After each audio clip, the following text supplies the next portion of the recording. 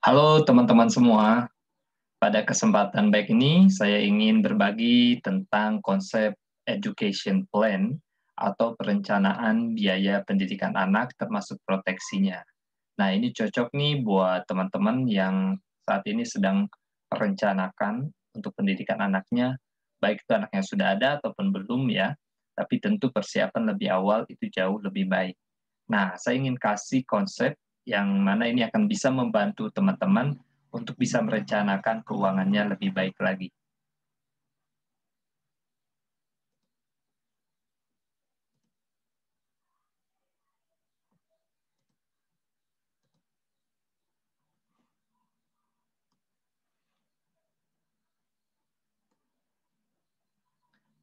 Oke, nama saya Acep Usman Abdullah, saya Financial Consultant di Excellent Stars, Jakarta Selatan, ya, di Multivision Tower lantai 5. Nah, ini kontak saya in case nanti membutuhkan informasi lebih lanjut perihal presentasi ini ya. Nah, yang pertama ingin saya sampaikan bahwa ada 3 langkah bagaimana kita mempersiapkan untuk biaya pendidikan. Yang pertama adalah menghitung dulu nih kebutuhan dana pendidikan, ya. Jadi kita tahu dulu di mana atau universitas target, ya, apakah itu di dalam negeri maupun di luar negeri. Nah, sehingga kita akan tahu berapa banyak biaya yang dibutuhkan. Kemudian seberapa jauh kita sudah mempersiapkannya. Tentu kita punya dana ya yang sudah tersedia untuk mempersiapkan anak kita mengenyam pendidikan lebih tinggi, baik itu di dalam maupun di luar negeri, ataupun memang belum ada sama sekali, itu tidak apa-apa. Sehingga nanti kita bisa jumlahkan seluruh kebutuhan dana pendidikannya.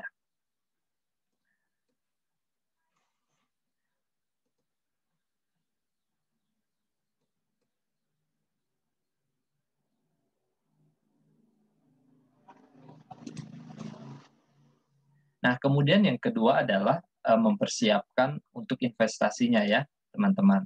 Jadi, setelah kita tahu berapa banyak dana yang dibutuhkan untuk pendidikan anak kita, selanjutnya kita rencanakan investasinya, ya. Kita rencanakan investasinya, karena tentu kita nggak bisa mengandalkan nabung, ya. Inflasi yang lebih besar dibanding apa namanya bunga deposito misalnya itu menuntut kita untuk bisa berinvestasi secara bijak ya. Kemudian yang terakhir adalah merencanakan proteksi. Nanti di slide berikutnya kita akan tahu kenapa kita harus merencanakan proteksi saja. Maksud saya kenapa harus merencanakan proteksi juga, tidak hanya investasi saja ya. Kita akan lihat seberapa penting itu. Oke, yang pertama, kita masuk ke menghitung kebutuhan dana pendidikan, ya, dan juga dana yang tersedia. Kita akan melihat ini dengan um, membuat sebuah study case, ya, contoh kebutuhan, ya. Kita asumsikan ada orang tua yang berusia 30 tahun, kemudian usia anaknya 0 tahun, yaitu baru aja gitu kan, lahir atau memang masih dalam kandungan.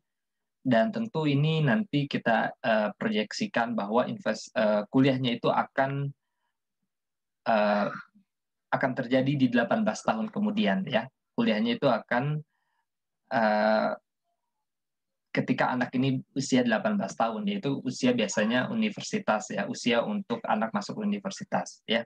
Kemudian universitasnya di mana? Mungkin di dalam negeri ya. Nah, ini lama kuliahnya berapa? Biasanya 4 tahun ya. Kemudian asumsi belum ada aset ya. Jadi kita sebagai orang tua belum punya persiapan sama sekali nih ya. Jadi asetnya masih nol untuk biaya pendidikan anak. Kemudian kita asumsikan inflasi biaya pendidikan itu 10% per annum atau per tahunnya. Dan kebutuhan lainnya ya seperti untuk makan, transport dan lain sebagainya itu punya laju inflasi sebesar 6% per annum atau per year. Kemudian asumsi pertumbuhan investasi itu di angka 8% per year. Kemudian asumsi bunga deposito 4% per annum atau per year. Kemudian pertanyaannya, ya, berapa dana yang harus disiapkan per bulan untuk investasi dan berapa juga uang proteksi yang sesuai ya. Nah, kita akan lihat. Ini tabel yang sudah saya siapkan ya, dengan asumsi bahwa orang tersebut ya menginginkan anaknya kuliah setidaknya di dalam negeri di Institut Pertanian Bogor misal ya. Di sini saya mendapatkan data untuk kuliah di IPB di tahun 2020 ya sampai lulus dengan ya uang kuliah tunggal ya SNMPTN atau SBMPTN golongan 4 ya. Kita tahu bahwa untuk kuliah dalam negeri ya, maksudnya di universitas negeri, kita orang tua digolongkan berdasarkan kelas ekonomi. Ya, misal ini kelas ekonomi menengah yaitu di golongan 4 sebesar 9 juta per semester atau total sebesar 72 juta sampai dengan lulus ya. Nah, saya pakai asumsi 10% sebagaimana sudah saya sampaikan di study case sebelumnya ya, di soal study case sebelumnya. Nah, ini 10% kita pakai. Nah, biaya tadi kita sudah sebutkan sebesar 72 juta ya. Sebesar 72 juta sampai dengan lulus ya. Saya coba ganti ke pen lebih gampang ya. 72 juta nih ya. Nah, kalau 18 tahun kemudian dengan inflasi 10%, 72 juta ini akan menjadi sebesar 400 juta. Ya, akan menjadi 400 juta. Nah, kita asumsikan bahwa ini uang kuliah ini dibayarkan di awal ya atau stagnan nih. Ya, jadi sudah disepakatin ketika masuk kuliah biaya universitas ini sebesar 9 juta per semester dan tidak akan berubah ya. Sehingga di tahun kedua, tahun ketiga, tahun keempat itu sama saja atau kalau kita jumlahkan ya 72 juta ya di awal ya karena akan sama ke depannya juga. Nah, di 18 tahun kemudian itu tentu jadi 400 juta. Ya, inflasi 10% ya. Value of money-nya berbeda, meningkat. Nah, sekarang biaya lainnya apa? Di sini ada biaya penunjang nih, teman-teman. Nah, saya asumsikan inflasinya itu sebesar 6%, ya. Tentu ini lebih rendah dibanding inflasi pendidikan, ya, 10%. Nah, ini ada dasarnya juga kok. Ya, teman-teman bisa lihat di BPS misalnya ya, atau di berita-berita di website berkaitan dengan angka inflasi di masing-masing komponen biaya ini. Nah, kita asumsikan bahwa uang makan dalam setahunnya itu 36 juta atau 3 juta ya per bulannya ya. Kemudian transport 6 juta per tahunnya dan lain-lain sehingga di total itu sebesar hampir 60 juta. Ya, di sini disebutkan 59 juta dalam setahunnya. Oke. Nah, jika dijumlahkan ya dengan biaya awal ya, biaya untuk kuliah ya, 72 juta plus 59 juta sebesar 131 juta. Nah, 18 tahun kemudian angka 131 juta ini akan berubah, teman-teman, menjadi 568 juta. Nah, baru di tahun kedua, nah ini kan tahun pertama nih ya yang baru saja saya sebutkan. Nah, di tahun kedua 178 juta ini dari mana? Dari 59 juta ini, teman-teman. Ya. Karena kan tadi saya hitungkan bahwa ini per tahun, ya.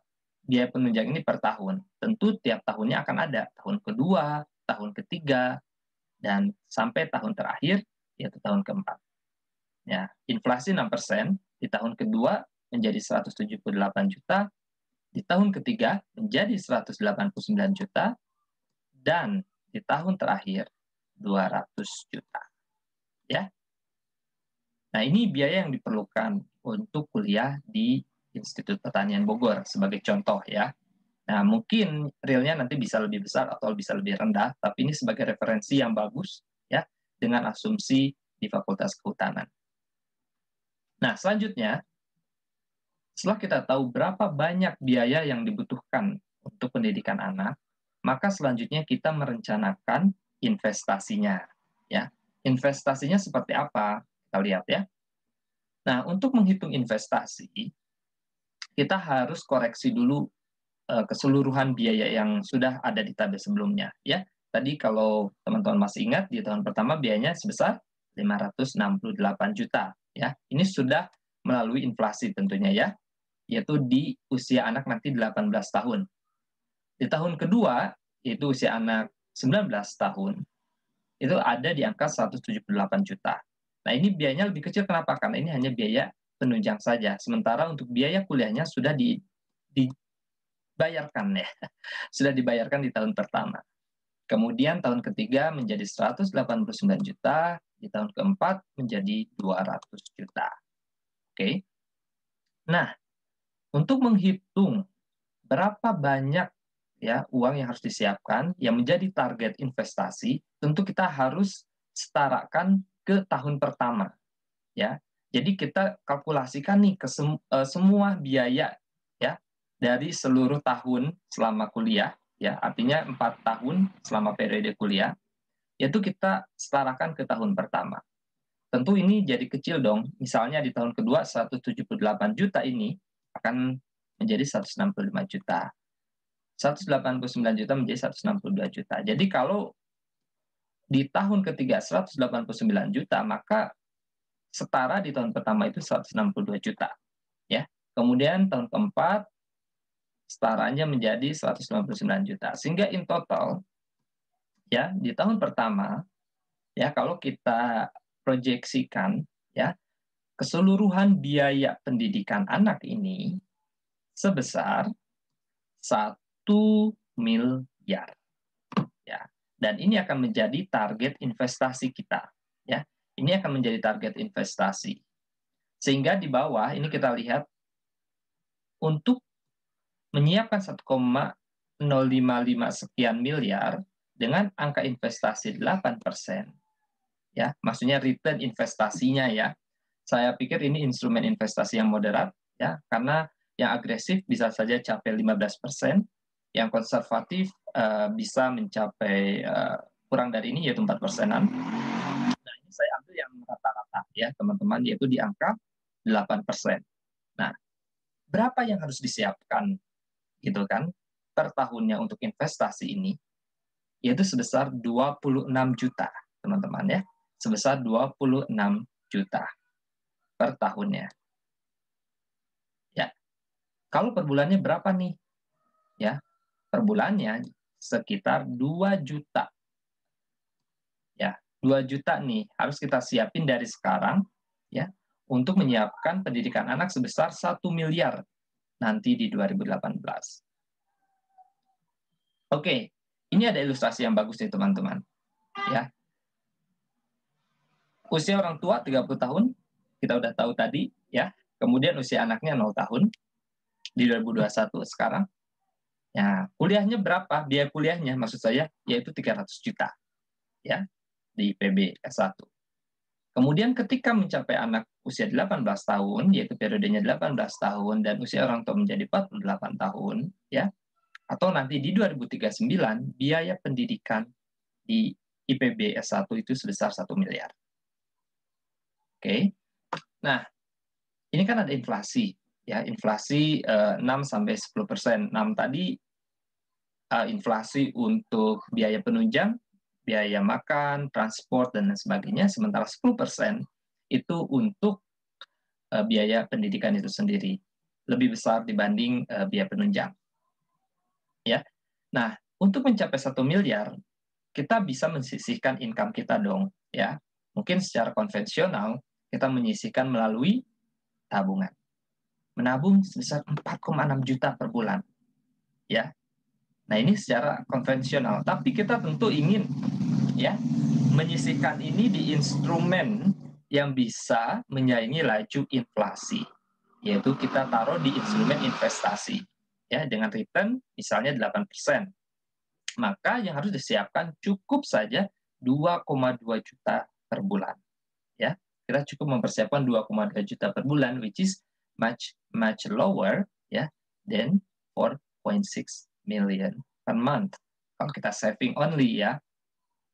Nah, pertanyaannya, bagaimana jika ada risiko kehidupan mengancam si pencari nafkah.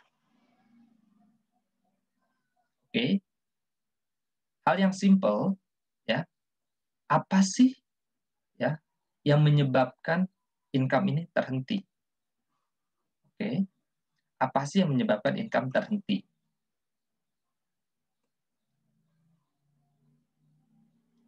Di PHK, fine. Tapi menurut saya ada faktor internal, ya risiko internal yang menyebabkan income kita terhenti. Apakah itu? Sakit kritis, ya. Ketika sakit kritis, maka si pencari nafkah tentu nggak bisa kerja optimal atau bahkan tidak bisa bekerja lagi, ya. Atau mohon maaf tutup usia. Pertanyaannya bagaimana dengan perencanaan biaya pendidikan anak, ya. Sehingga ketika ini terjadi, risiko ini terjadi, proses menyisihkan income akan terhenti. Perencanaan biaya pendidikan anak, ya, akan terganggu. Nah, sehingga perlu ada semacam proteksi, ya, proteksi di mana kalau terjadi risiko kehidupan ini, perencanaan keuangan dalam hal ini pendidikan anak itu tetap akan berjalan normal, ya. Sehingga 99% pasti kuliah. Nih, 1%-nya apa ya? Mungkin anaknya tidak mau kuliah, gitu kan. Sementara dari segi dana itu akan terjamin. Nah, lalu ketika sudah melihat ilustrasi tersebut, kita akan sadar ya, kita harusnya sudah sadar nih bahwa sangat penting untuk menyiapkan proteksi. Ya, proteksi yang seperti apa? Tentu yang relevan. Nah, bagaimana untuk menyiapkan proteksi yang relevan nih? Ya, dari risiko sakit kritis, risiko cacat, dan risiko meninggal dunia. Nah, tentu kita harus punya dana darurat yang cukup.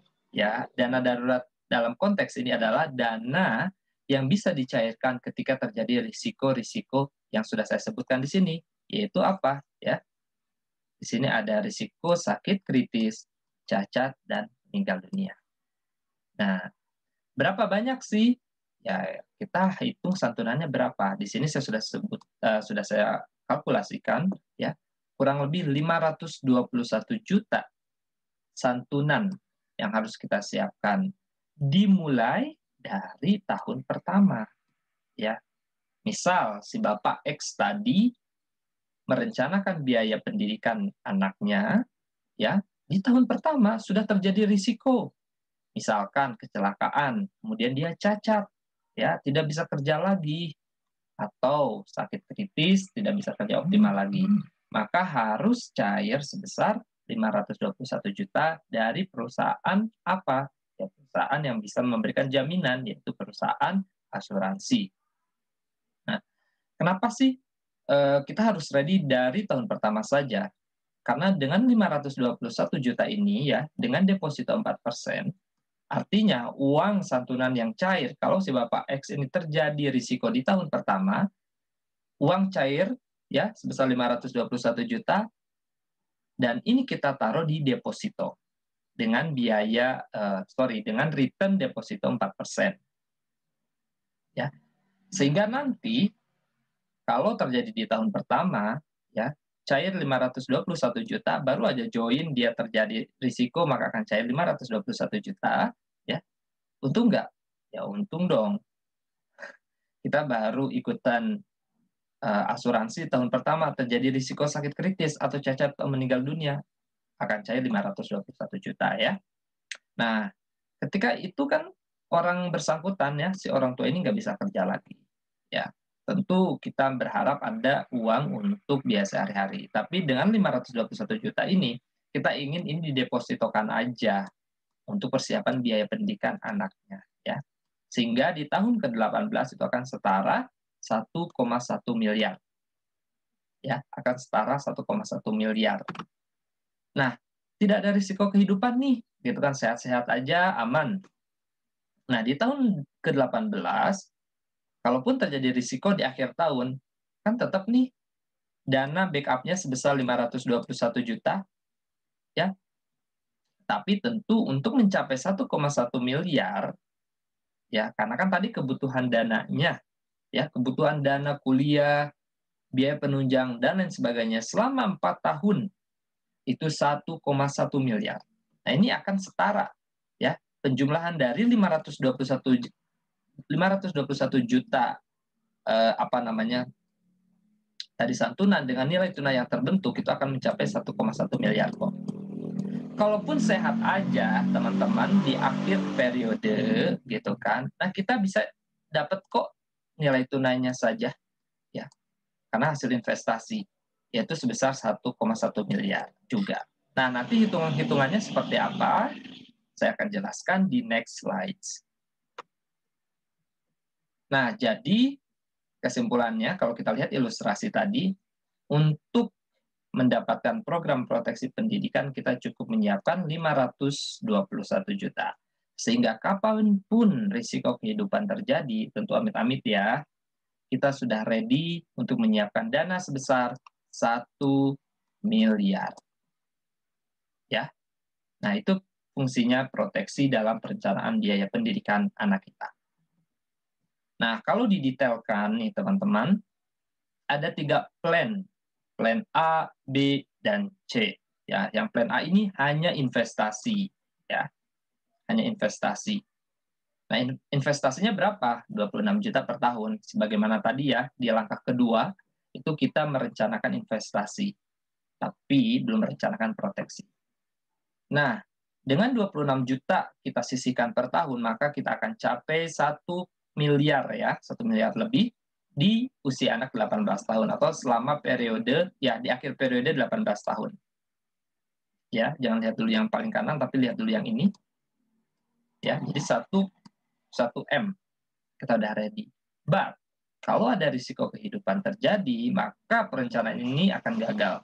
Ya, sehingga saya menyarankan untuk melihat plan yang berikutnya yaitu plan B. Di mana plan B ini nggak hanya investasi, tapi juga ada proteksinya. Ya, investasi tetap di angka 26 juta per tahunnya, ya kita siapin, tapi kita tambahin nih. Nah, ini yang namanya perencanaan yang bijak ya, teman-teman. Karena kita tahu ya bahwa risiko kehidupan itu kapanpun terjadi. Dan kita tidak ingin ya perencanaan untuk pendidikan anak yang terbaik ini terganggu. Maka kita tambahkan biaya proteksi per tahunnya 5 juta saja. Ya. Ya. Sehingga total setorannya ya selama 18 tahun lebih tinggi dong. Kita compare nih yang ini ya dengan yang ini. Ya, lebih tinggi dikit. Tapi ujung-ujungnya sama nih di angka 1 miliaran ya nilai tunainya. Cuman ingat ya, teman-teman harus tahu bahwa ini ada proteksi. Proteksinya berapa? Tadi di angka 500-an juta ya. 500-an juta. Oke. Kalau didepositokan nanti ya kalau terjadi di tahun pertama itu tetap nanti akan capai 1, M juga. Ya. Kemudian kita lihat nih di plan C. Kenapa saya buatkan plan C? Karena terkadang orang ingin, wah, aku nggak mau dong bayar untuk proteksinya gitu kan. Ya. Jadi seolah-olah saya pengen investasi aja. Tapi saya pengen dapat manfaat proteksi, nggak mau bayar aja. Oke, saya kasih plan yang C, yaitu investasi plus proteksi sama kayak B, tapi dengan dengan tambahan ya, tambahan 20% lebih mahal dibanding yang B. Kenapa? Karena kita ingin investasinya diperbesar lagi sehingga in total ya nanti selisih ya, kita ngobrol ini ke selisih nanti di sebelah sini. Tapi sebelum itu saya akan jelaskan ya, total setorannya berapa? Jauh lebih tinggi, ini paling tinggi dibanding plan A dan B ya, yaitu 657 juta. Total nilai tunainya berapa? Tetap kok ya lebih tinggi dikit sih ya, tapi di 1 M-an. Nah, tapi yang ingin saya highlight di sini teman-teman ya, bahwa selisih nilai tunai dikurangi total setoran, which is nilai tunai ini ya, dikurangi oleh total setoran ini, ya, dikurangi ya. Nih lihat, di plan A sebesar 585 juta, ya, untungnya 585 juta. Di plan B 484 juta. Di plan C 584 juta, which is mirip ya dengan plan A. Artinya apa? Uang yang disetorkan untuk biaya proteksi itu akan kembali, ya. Jadi seolah-olah sama seperti plan A, ya, dari segi keuntungan, ya. Dari segi keuntungan nilai tunai, gitu kan? Karena selisihnya lihat hampir sama. Nah, tapi bahkan jauh lebih unggul dibanding plan A karena kita tetap punya proteksi. Seperti itu ya, teman-teman. Nah, tentu untuk melihat detail nanti perlu melihat proposalnya seperti apa. Ini kan hanya ilustrasi outline saja, ya. Oke. Nah, bagaimana nih kalau teman-teman punya limited budget gitu kan? Saya belum punya anak juga gitu kan, atau masih proses mengandung, ya. Saya punya limited budget juga gitu kan. Saya punya biaya atau uang nganggur lah ya, spare sebesar 500 ribuan per bulan. Bisa nggak? Kalau menurut saya sih bisa aja. Tapi kita pakai teknik gradual investment. Ya, artinya apa? Kita ambil produk yang unit link. Ya, produk insurance plus investment. Ya, misal ini 450.000 per bulannya. Kita ikuti 20 tahun kepesertaannya, sehingga masa proteksinya 20 tahun. Sehingga total premi yang dibayarkan sebesar 108 juta. Ya. Nah, diproyeksikan nilai tunai akhir dengan performance investasinya 8%, yaitu sebesar 141 juta. Which is, masih untung nggak? Untung. Nah, dari nilai tunai untung, coba kita lihat proteksinya juga, teman-teman ya. Proteksi santunan meninggal dunia sebesar 148 juta plus 250 juta ya. Jadi di angka 300-an ya, hampir 400 juta. Ketika sakit kritis ya, mohon maaf, kita nggak bisa kerja lagi. Kita punya cadangan dana 250 juta. Atau kecelakaan ya selama proses kerja ataupun kita nggak tahu ya risiko itu terjadi, sehingga kita bisa punya backup dana sebesar 250 juta. Ya. Ini untuk apa? Ya untuk kehidupan sehari-hari kita atau ketika anak sudah mulai mau kuliah gitu kan. Nah, ini bisa ditambahkan. Nah, ini pun juga bisa ditambahkan tentunya ya nilai tunainya kalau kita pun tidak terjadi risiko apa-apa. Ya. Nah, pertanyaannya, kalau misalkan income kita meningkat nih, aku pengen upgrade ya karena kita sudah tahu tuh bahwa biayanya di IPB itu 1M. Ya nggak mungkin dong 141 juta gitu kan. Kecil. Nah, ini bisa ditambahkan melalui namanya top up. Ya, ini lebih fleksibel, teman-teman. Sehingga dengan top up, income kita meningkat, ya. Nah, kita akan tingkatin juga nanti nilai tunainya, ini akan meningkat, ya. Ini akan meningkat, ya. Kemudian juga santunannya, biaya manfaat proteksinya juga akan lebih baik. Sehingga kita lebih tenang. Ya. Nah, ini teman-teman ilustrasi yang bisa saya bagikan perihal perencanaan biaya pendidikan anak. Pertanyaannya, apakah ini bisa disiapkan sebelum punya anak pun? Tentu bisa. Dengan limited budget pun bisa, teman-teman. Seperti ini ya gambarannya. Artinya, lebih awal lebih bagus. Teman-teman tetap akan untung untuk mempersiapkan ya pendidikan terbaik untuk anak kita. Oke, itu saja yang bisa saya sampaikan pada kesempatan kali ini, teman-teman. Semoga ini bermanfaat ya. In case ada pertanyaan lanjutan, silakan kontak saya di sini ya. Ini ada nomor HP saya, ada email dan juga Instagram. Nanti bisa kontak kapanpun, saya dengan happy akan menjelaskannya. Oke, itu saja yang bisa saya sampaikan. Sekali lagi, thank you for watching. Semoga ini bermanfaat ya. Setidaknya membuka pikiran dulu nih ya bahwa dalam perencanaan biaya pendidikan itu perlu perencanaan, artinya perencanaan yang lebih matang ya, perencanaan investasinya dan perencanaan proteksinya. Saya Acep Usman, terima kasih.